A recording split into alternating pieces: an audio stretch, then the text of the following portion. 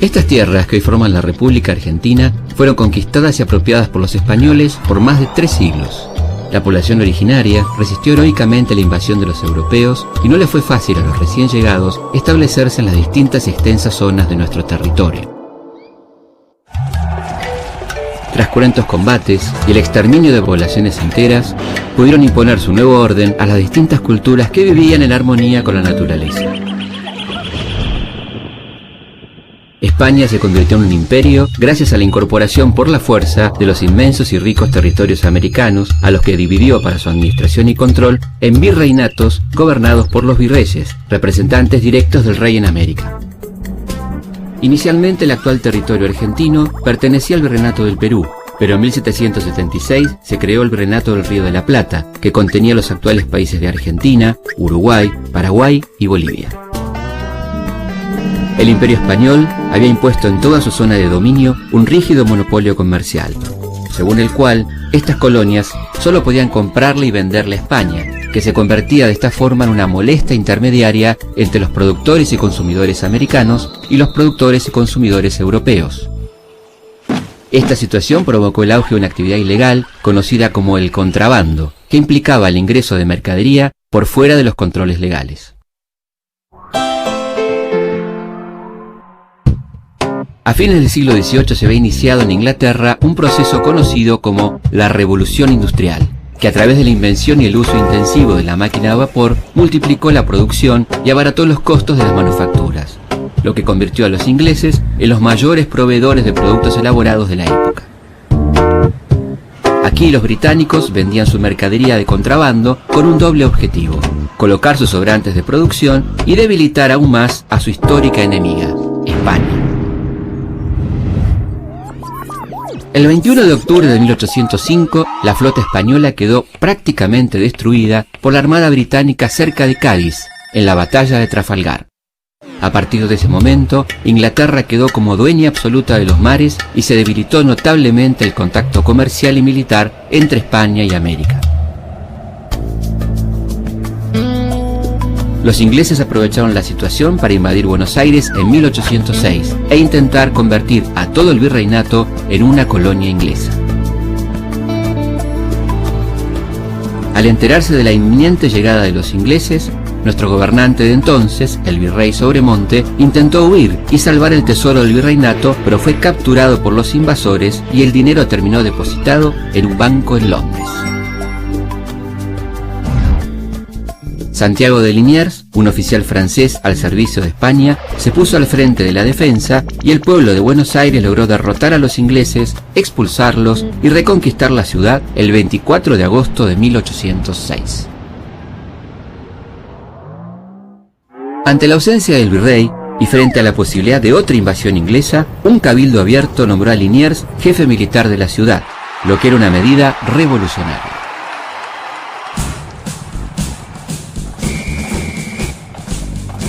Los vecinos decidieron formar cuerpos militares llamados milicias, donde los jefes y oficiales fueron elegidos democráticamente por sus integrantes. Los habitantes de Buenos Aires no se equivocaron al prepararse y estar alertas. El 24 de junio de 1807, los ingleses volvieron a intentar invadir la ciudad. Pero la capital del virreinato ya no estaba indefensa. Las milicias y todo el pueblo organizado militarmente resistieron duramente, atacando a los invasores con lo que tenían a mano, derrotándolos y obligándolos a rendirse el 7 de julio. Esto animó a los porteños a desconocer la autoridad del virrey Sobremonte y a elegir en su reemplazo al líder de la Reconquista, Santiago de Liniers. La corona aceptó la situación y nombró a Liniers como virrey provisorio en 1808.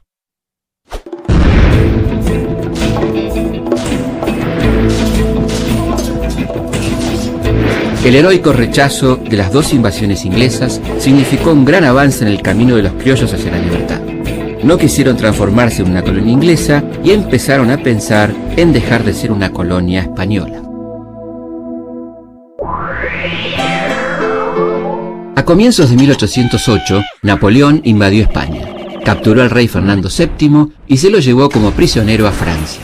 El emperador francés nombró a su hermano José Bonaparte como rey de España. El pueblo español resistió este nombramiento y formó juntas en las principales ciudades de la península, que eran coordinadas por una junta central con sede en Sevilla. Las colonias americanas dependían ahora de aquella junta, el último bastión de poder español tras la ocupación francesa. En Buenos Aires, a muchos españoles les daba desconfianza el origen francés del virrey Liniers y lo acusaban de ser un agente de Napoleón. Esto sirvió de excusa para que la Junta Central de Sevilla decidiera nombrar un virrey definitivo. El elegido fue Baltasar Hidalgo de Cisneros, nacido en Cartagena, España, en 1755, un oficial de marina que se había quedado prácticamente sordo peleando en Trafalgar. ¿Con qué ciudad se encontró al llegar el que sería el último virrey del Río de la Plata? Para construir sus viviendas, los vecinos de aquella Buenos Aires usaban tierra y no la iban a buscar en las afueras de la ciudad, sino que la sacaban de las calles. Lo que significaba que después de una larga lluvia se formaban pantanos tan peligrosos que era necesario poner guardias para evitar que se ahogara algún peatón desprevenido. La capital virreinal era una ciudad de casas bajas donde vivían unas 30.000 personas. La iluminación de las calles dependía de faroles a vela ubicados en las esquinas que eran atendidos por los serenos, quienes además de cuidar que las velas estén encendidas, informaban la hora voceando las 12 han dado y sereno. En aquella Buenos Aires no era fácil conseguir un empleo fijo y muchos desocupados vivían de la venta ambulante. Un ejemplo era el aguatero. Por aquel entonces, el Río de la Plata no estaba contaminado, pero no había agua corriente domiciliaria. El agua era transportada a las casas a través del carro del aguatero, en el que llegaba fresca dentro de grandes jarrones de barro cocido. De allí pasaba a los aljibes, donde quedaba depositada para el consumo diario. Los transportes eran muy lentos. Por ejemplo, un viaje en carreta de Buenos Aires a Jujuy duraba 90 días. El transporte más rápido de la época era la diligencia a caballo, que alcanzaba una velocidad máxima de 16 km por hora. Era muy usada para transportar pasajeros y correspondencia. El servicio de correos se estableció en el virreinato en 1747. Las cartas desde y hacia Europa tardaban de 3 a 6 meses. Desde Buenos Aires, 3 veces por año, salía un cartero a caballo hacia Chile, otro hacia el Perú y otro al Paraguay. Así que para comunicarse había que armarse de paciencia.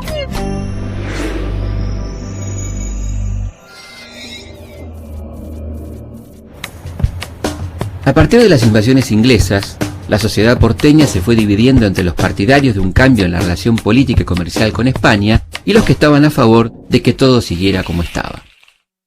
Dentro del primer grupo, que fue tomando el nombre de Patriota, se encontraban los abogados Manuel Belgrano, su primo Juan José Castelli y Mariano Moreno, el comerciante español Juan Larrea, el industrial Hipólito Vieites, el estanciero Martín Rodríguez y los militares Cornelio Saavedra y Nicolás Rodríguez Peña. 3 procesos fundamentales habían dejado su huella en la formación política de este grupo.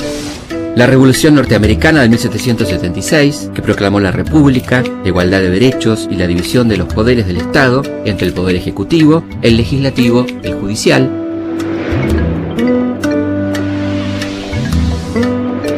La rebelión de miles de indígenas, encabezados por Tupac Amaru en 1780, que proponía la independencia y la devolución de las tierras usurpadas por los españoles.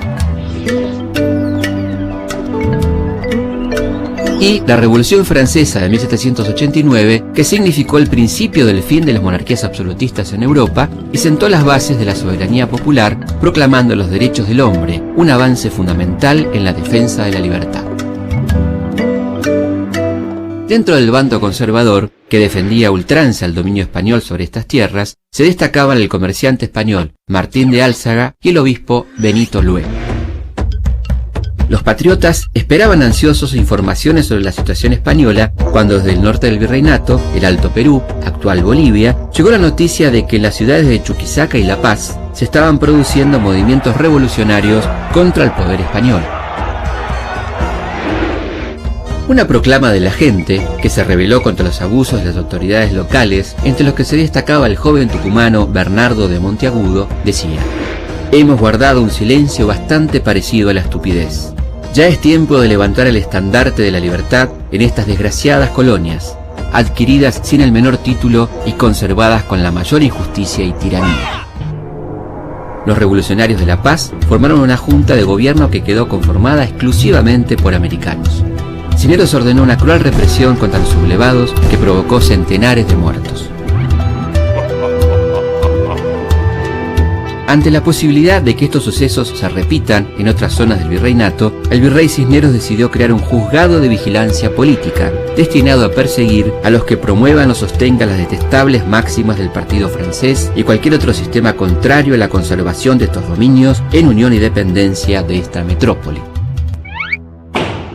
Pero todo empezaría a cambiar cuando el 13 de mayo de 1810 llegó al puerto de Montevideo la fragata inglesa John Paris con una noticia gravísima. Sevilla había caído en manos de Napoleón, por lo tanto el último bastión de poder español, reconocido por los americanos, la Junta Central, quedaba disuelta. Se formó un consejo de regencia que pretendió ejercer el poder en nombre de Fernando VII. La semana de mayo estuvo muy lejos de ser un apacible tránsito de vendedores ambulantes y damas antiguas. Por el contrario, estaban en juego muchos intereses nacionales y extranjeros, y también las pasiones.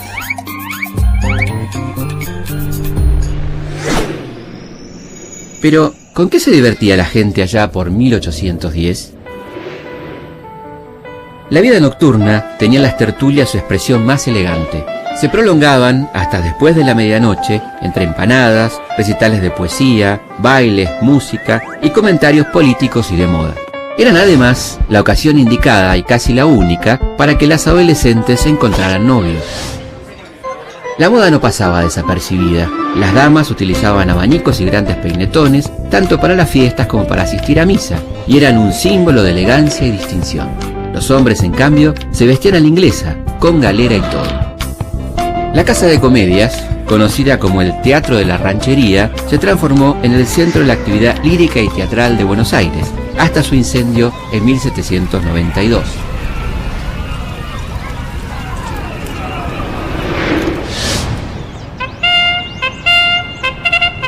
Pero si buscaban algo más popular, concurrían por igual ricos y pobres a las corridas de toros en la Gran Plaza, ubicada en la actual esquina de 9 de Julio y Belgrano. Las riñas de gallo eran las diversiones de los suburbios orilleros, a las que de tanto en tanto concurrían los habitantes del centro.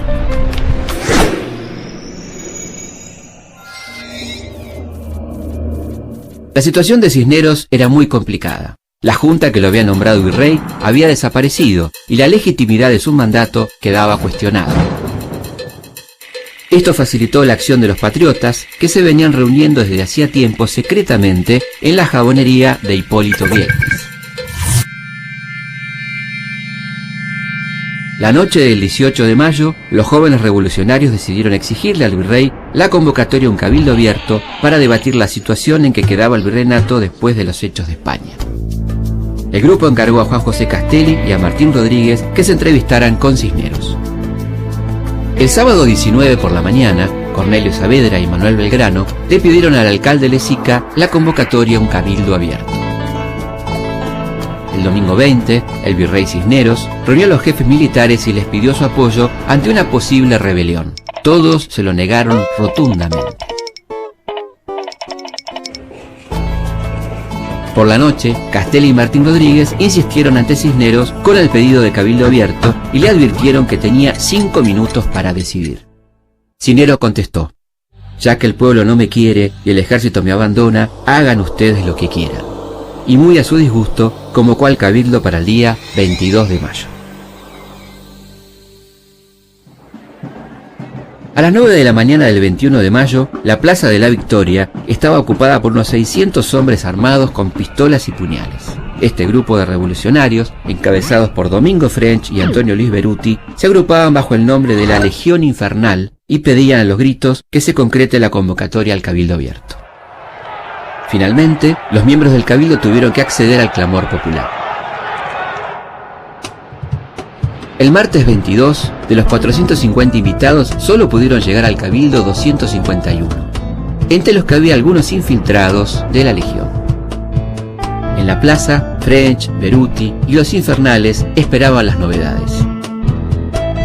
la cosa se fue calentando hasta que empezaron los prolongados debates sobre si el virrey debía seguir o no en su cargo. Casi todos aprobaban la destitución de Cisneros, pero no se ponían de acuerdo en quién debía asumir el poder y quiénes debían designar a las nuevas autoridades.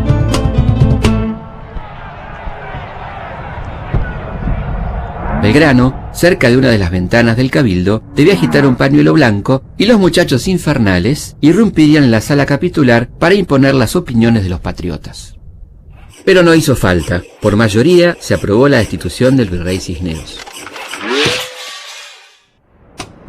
El miércoles 23 por la mañana se reunió el cabildo para contar los votos emitidos el día anterior y se redactó un documento que establecía que el excelentísimo señor virrey debe cesar en el mando y recae este provisoriamente en el excelentísimo cabildo.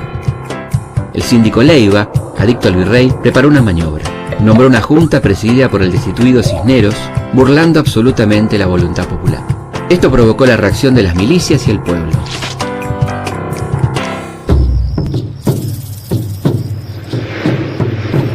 La noche, una delegación encabezada por Castelli y Saavedra se presentó en la casa de Cisneros con cara de pocos amigos y logró su renuncia. La junta quedó disuelta y se convocó nuevamente al cabildo para la mañana siguiente.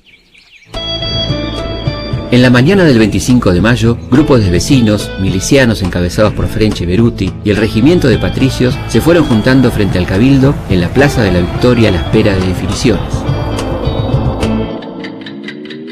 Las horas pasaban y las discusiones no cesaban.